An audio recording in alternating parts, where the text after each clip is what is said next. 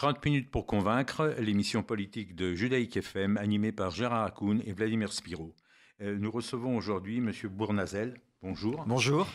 Vous êtes député dans le groupe Agir les constructifs.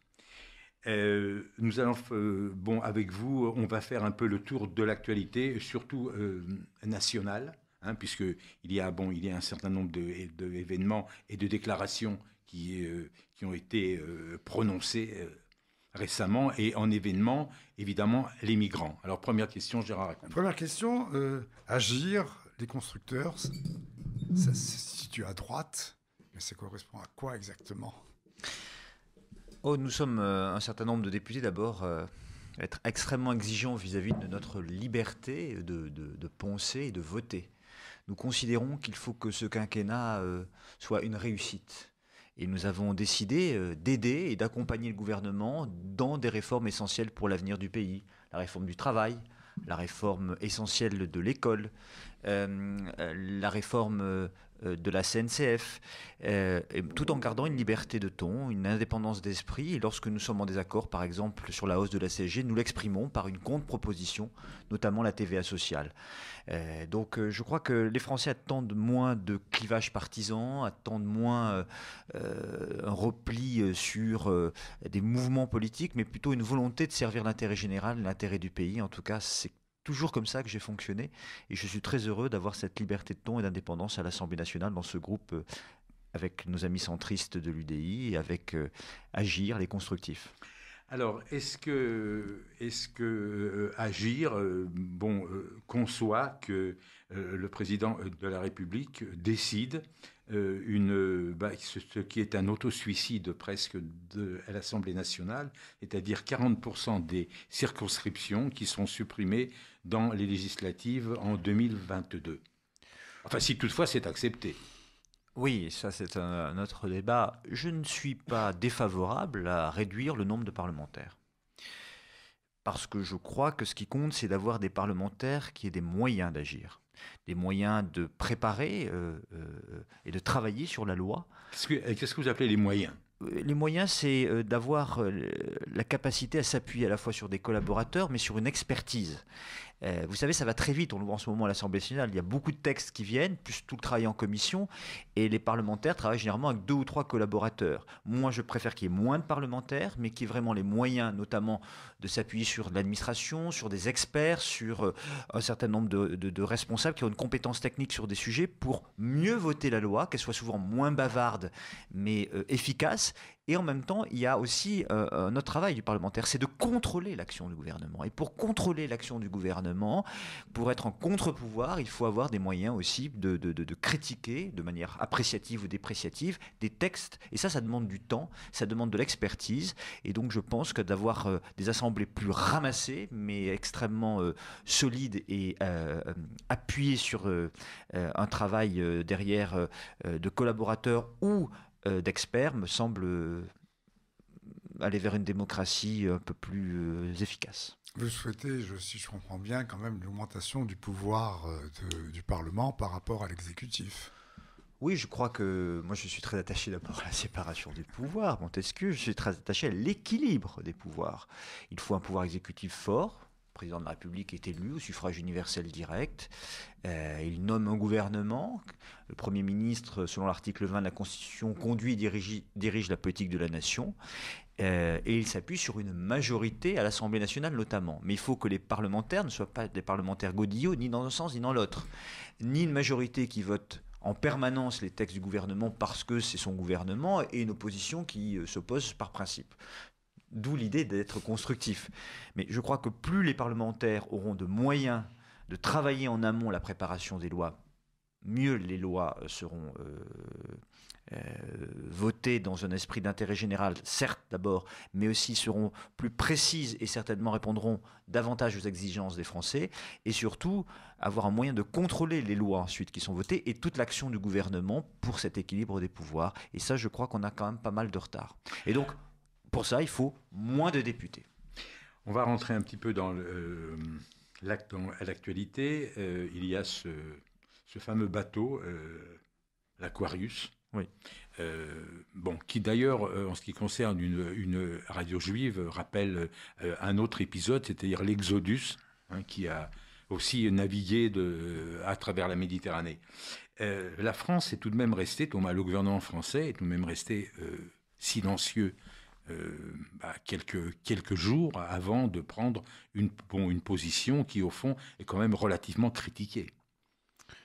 Vous savez, je crois qu'effectivement, dans ces situations d'hommes, de femmes, d'enfants aussi parfois, qui cherchent à fuir soit la guerre, soit la misère, soit des conditions climatiques, la faim, il faut d'abord des principes. Le premier principe, c'est le principe d'humanité et de dignité. Que ces personnes aient vocation à rester sur notre territoire ou à être reconduites dans leur pays, le temps de leur présence, il faut savoir les accueillir. Et je pense qu'au-delà des règles de droit, il y a des principes. Et parfois, il est bon d'affirmer d'abord ces principes d'humanité et de dignité. Je pense que c'est une de nos belles valeurs en France et en Europe. Et il faut l'assumer, même si les temps sont difficiles. Est-ce que le gouvernement l'a fait, à votre avis ? Vraisemblablement, je pense qu'il aurait pu le faire plus vite dans l'absolu. Bon, il l'a fait. Mais c'est vrai que c'est un problème extrêmement délicat. Donc, premier principe, l'humanité et la dignité, savoir accueillir. Ensuite, nos états de droit doivent dire si telle personne peut bénéficier du droit d'asile. Si elle en bénéficie, alors là, on doit travailler sur notre politique d'intégration. Et nous avons beaucoup de retard, notamment sur l'apprentissage de la langue française. Il y a du travail à faire, parce que sans apprentissage de la langue, il n'y a pas d'intégration possible. Et derrière, il y a toutes les politiques de formation, d'emploi, et aussi d'éveil, d'éducation à nos principes républicains, liberté, égalité, fraternité, laïcité. Nous avons un vrai travail à faire sur ces politiques d'intégration. Et pour celles et ceux qui n'ont pas vocation à rester sur le territoire, parce qu'ils ne bénéficieront pas du droit d'asile, ils devront être reconduits dans leur pays d'origine. Mais là se pose à nous, Européens, la question de la coopération et du développement. Comment maintenir dignement ces populations dans leur pays d'origine ? Ça passe par le renforcement de politiques extrêmement ciblées, non pas vis-à-vis de chefs de gouvernement souvent ou de chefs d'État, mais ciblées vers des associations et vers la population, sur l'accès à l'eau, l'accès à l'alimentation durable, l'accès à des écoles qu'il faut financer, l'accès à des formations, au développement numérique et technologique dans ces pays-là. Donc il faut utiliser tous les leviers de croissance et de développement de ces pays pour le maintien des populations. Car le défi des migrations, en deux mots, est le grand défi du XXIe siècle. Des hommes, des femmes, des enfants se déplaceront, bien sûr, parce qu'ils fuiront la misère et qu'ils savent qu'ailleurs, il y a la possibilité de construire une autre vie. Donc il faut prendre ce sujet avec toute la complexité qui est le sien, mais il faut le prendre à bras-le-corps et il faut avoir le courage de poser des politiques publiques structurelles qui nous permettront à la fois de mieux accueillir, de mieux intégrer quand c'est nécessaire, mais de mieux permettre le développement de ces personnes dans leur pays d'origine lorsque c'est possible. Tout est bien dans ce que vous dites, mais il y avait quand même là une situation d'urgence d'ailleurs qui dure depuis un moment, puisque l'Italie a accueilli en moins d'un an ou 2 ans plus de 700 000 personnes, étant donné qu'avec le protocole de Dublin, elle se trouve être le premier port dans lequel des gens qui partent de Libye ou de Tunisie arrivent, mais quand elle a ses appels au secours, personne n'a répondu. Oui, alors que là, pour la condamner, tout le monde s'est précipité ou presque. C'est pour ça que je vous dis que je pense que les principes d'humanité et de dignité exigent que l'on parle de cette situation et qu'on puisse accueillir dignement. Et donc, je pense que derrière les règles, je vous ai dit tout à l'heure, il y a des principes, et le principe d'humanité et de dignité doit être prioritaire. Et donc, j'aurais apprécié qu'il y ait plutôt une prise de parole. Ça, c'est vrai. Mais il n'en reste pas moins que derrière, il faut avoir le courage aussi de dire qu'on doit lancer un grand projet européen d'harmonisation du droit d'asile, d'harmonisation des politiques européennes sur la lutte contre les réseaux de mafias et de passeurs qui se font de fric sur la misère humaine, car c'est bien à l'échelle européenne que l'on va pouvoir réformer aussi Dublin, parce qu'on voit bien qu'aujourd'hui c'est pas du tout adapté à la situation et on peut pas laisser quelques pays en première ligne. Donc il faut la solidarité européenne. Voilà. Et donc là aussi ce sont des politiques structurelles à mettre en place pour permettre justement la dignité de l'accueil, bien fixer les règles et les harmoniser du droit d'asile, et en même temps assumer une politique de coopération et de développement pour maintenir les populations dans leur pays d'origine lorsque c'est possible. Monsieur Bournazel, vous avez fait une série de propositions, un texte assez long d'ailleurs, sur la loi relative contre la manipulation de l'information. J'ai remarqué d'ailleurs, c'est entre guillemets, que vous avez employé le terme français « fausse nouvelle » et non pas le terme anglais. C'est mieux, quand on le peut, de défendre notre langue. Écoutez, je crois qu'il faut bien comprendre... Est-ce que vous avez une réticence à l'encontre du texte qui est proposé Je pense qu'il y a besoin de l'aménager, il y a besoin d'amendements. Ce qu'il faut bien comprendre, moi je suis très attaché à la liberté d'opinion et à la liberté d'expression. Mais on a à faire face à des désinformations massives et organisées parfois par des puissances étrangères. On l'a vu aux États-Unis, on l'a vu en Grande-Bretagne. Et quelque part, on voit bien que nous sommes aussi une cible. Et là, il faut qu'on ait une réponse. Je souhaite d'ailleurs qu'on développe aussi en amont l'éducation aux médias, pour les plus jeunes. L'information, la désinformation, il est important d'éveiller les consciences sur ces sujets-là. Deuxièmement, je pense qu'il est absolument important aussi de responsabiliser les plateformes. Aujourd'hui, on ne peut pas tout dire, tout écrire sur ces plateformes-là. Il faut donc les responsabiliser. Vous êtes pour une plateforme européenne ?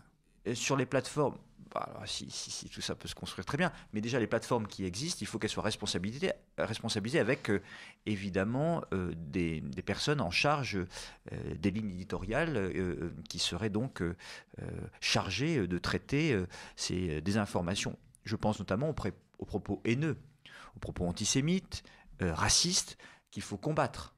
Là, nous avons besoin aussi de durcir nos dispositifs législatifs.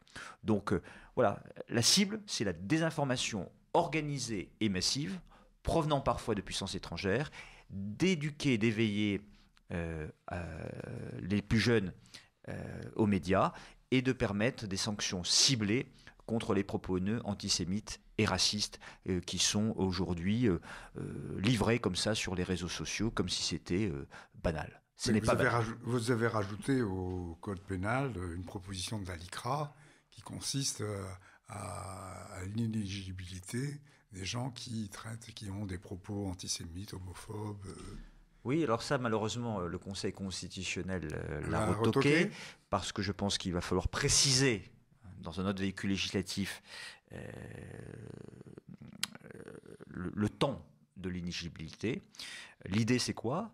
Lorsque vous avez été condamné définitivement pour propos antisémites, racistes ou discriminants, vous n'êtes pas digne d'être élu. En tout cas, vous devez avoir une sanction dans un délai qui est à préciser, mais avoir une sanction.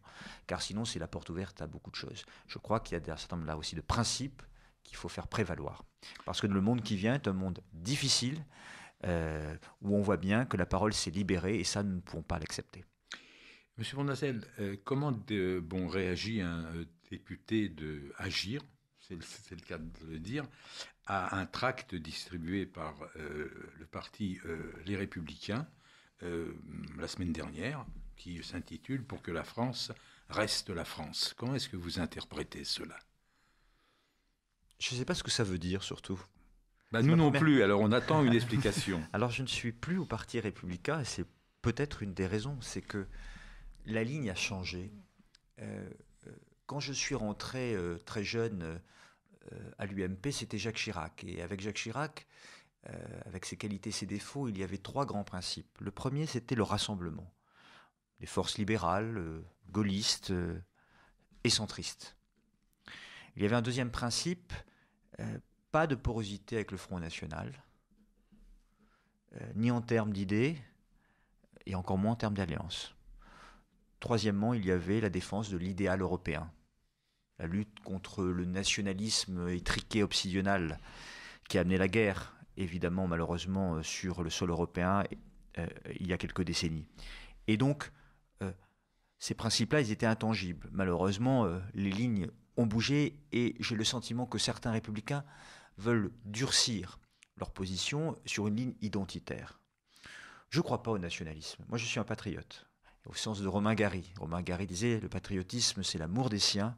Le nationalisme, c'est la haine des autres. » Le nationalisme cherche toujours un ennemi de l'intérieur ou un ennemi à l'extérieur. Il va produire la guerre. Et ça, il faut lutter contre ça. On le voit avec les mouvements européens nationalisme qui prospèrent. Il faut lutter contre ça et contre ces dérives-là. Et moi, je pense que dans la droite, au centre droit, au centre gauche, dans la modération de l'expression, dans la modération des idées, il y a là tous les leviers pour agir pour la croissance économique, pour relancer l'ascenseur social à l'école, etc. et redonner confiance aux Français qui ont été légitimement déçus par les alternances successives.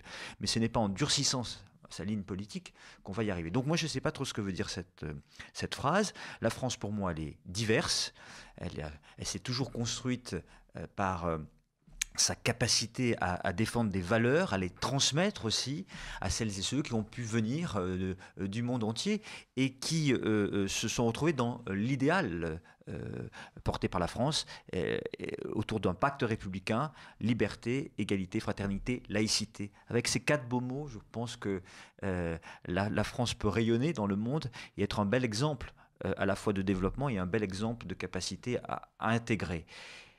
Et donc, je pense que c'est en défendant d'abord ses idées, ses convictions et ses valeurs-là qu'on peut faire avancer son pays. Ce n'est pas en cherchant à montrer du doigt telle ou telle responsabilité ou tel responsable de la cause des difficultés qu'on va réussir à prospérer. Ce qui ne veut pas dire qu'à partir de nos 4 principes, liberté, égalité, fraternité et laïcité, il n'y a pas derrière des réformes à mener et des limites à poser dans le cadre démocratique et républicain à un certain nombre de dangers qui nous guettent, bien sûr.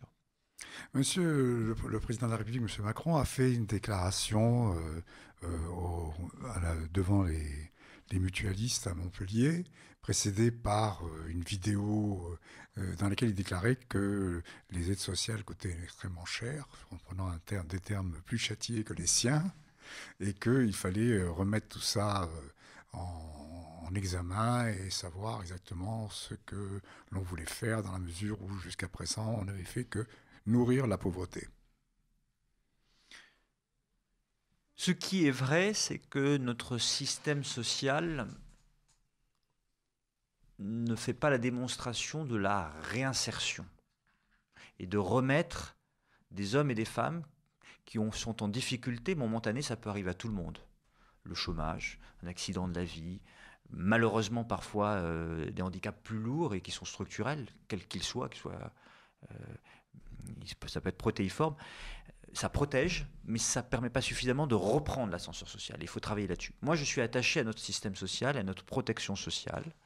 Je crois que c'est important de protéger les plus précaires, les plus pauvres dans notre société. Malgré son coût qui est dénoncé. Ce qui n'empêche pas de regarder les dysfonctionnements qui peuvent exister dans le système pour permettre, encore une fois, quel est l'objectif ?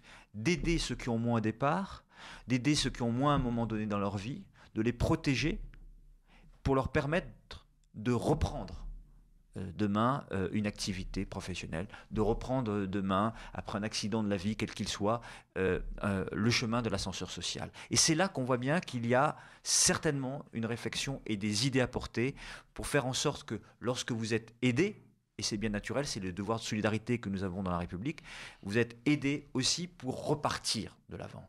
Et le système donne le sentiment qu'il protège, c'est vrai, mais qu'il ne permet pas de sortir de cette protection pour arriver soi-même à reconstruire quelque chose dans sa vie personnelle ou professionnelle. Et c'est là qu'il faut porter toute l'attention pour dire, au fond, si on aide, c'est pour protéger, mais c'est pour permettre aussi à ces hommes et à ces femmes de s'en sortir par eux-mêmes. C'est tout l'objectif de la réforme, par exemple, de l'école. C'est très lié. La réforme de l'école, nous portons avec Jean-Michel Blanquer le dédoublement des classes en cours préparatoire, puis en cours élémentaire première année, pour aider les enfants qui ont moins de capital. C'est pas général. Non, mais pour l'instant, c'est effectivement dans les zones d'éducation prioritaire renforcées, puis zones d'éducation prioritaire, là où les enfants ont moins de capital social et moins de capital culturel au départ, leur donner plus pour l'acquisition des fondamentaux, savoir lire, écrire et compter, pour leur permettre demain de s'en sortir par eux-mêmes et de construire leur vie. Je crois que c'est ça le mal français, c'est que l'ascenseur social a été cassé, il faut le relancer. C'est-à-dire qu'au fond, le président de la République prétend que ces réformes économiques sont nécessaires pour dégager les fonds à une réforme de l'aide sociale. mais la manière dont il aperçoit cette aide sociale, est-ce qu'elle vous semble juste? Chacun utilise ses mots. Moi, ce n'est pas les miens, mais chacun utilise ses mots. Ce que je veux dire, c'est que l'idée de dire, en créant les conditions comme il le fait, en réformant, en transformant profondément le pays et permettant justement à des hommes et des femmes de retrouver le chemin de la formation et de l'emploi, oui, effectivement, on va régler beaucoup de problèmes parce qu'on redonne de la dignité en créant de l'emploi et quand on crée l'emploi, on crée l'activité et donc de la ressource pour l'ensemble de la nation, mais en plus, on sort des gens de le système de protection, c'est-à-dire du système d'aide sociale qui est nécessaire, mais on les sort de ça, donc on fait des économies. Donc c'est bien en réformant l'école, en réformant le travail, en permettant à des hommes et à des femmes d'accéder à l'emploi ou de nouveau à l'emploi, que l'on va sortir par le haut de tout ça. C'est la clé de tout dans notre société, c'est l'ascenseur social. Quelle que soit son origine, sa condition sociale, son quartier, il faut arriver à s'en sortir par ses propres compétences. Ce n'est pas le cas aujourd'hui, et donc nous devons investir là où il y a moins de capital social et moins de capital culturel, là où il y a encore trop de frontières et trop de murs. Alors, un plan de privatisation d'un certain nombre d'entreprises dans lesquelles l'État a des parts est proposé. Est-ce qu'on peut conclure que c'est vendre les bijoux de famille, dans la mesure où certaines de ces entreprises rapportent chaque année ce que le prix qu'on pourrait en tirer en ce moment? Je pense en particulier aux aéroports. Oui. Écoutez, moi, il faut être pragmatique en la matière. Pas de dogmatisme, ni dans un sens les nationalisations de 80, qui ont coûté d'ailleurs très cher aux contribuables et qui ont été souvent inefficaces, et la privatisation à tout va. Il faut regarder au cas par cas, là où on peut ouvrir soit le capital ou privatiser, parce que ça va créer une dynamique pour l'entreprise, et si ça permet à l'État de bénéficier de rentrées, eh bien tant mieux. Donc c'est au cas par cas qu'il faut regarder. Voilà. Pas de généralité. Aéroport de Paris, ça demande effectivement de regarder de très près l'ouverture et dans quelles conditions. Voilà. Pour d'autres, je pense qu'on peut y aller sans problème. Et regardez l'acquéreur, peut-être. Toujours. Bien sûr. Les Chinois sont sur la ligne. Il faut regarder toujours l'acquéreur, c'est la responsabilité de l'État qui doit défendre aussi l'intérêt général. Alors, une toute dernière question, puisqu'il nous reste 2 minutes et demie.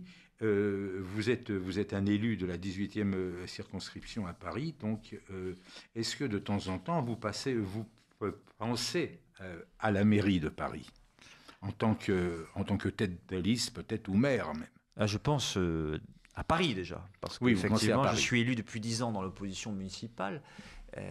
J'aime cette ville, je suis un habitant et un élu du 18e, qui est un arrondissement de la diversité sociale, d'origine générationnelle. J'y ai beaucoup appris, compris.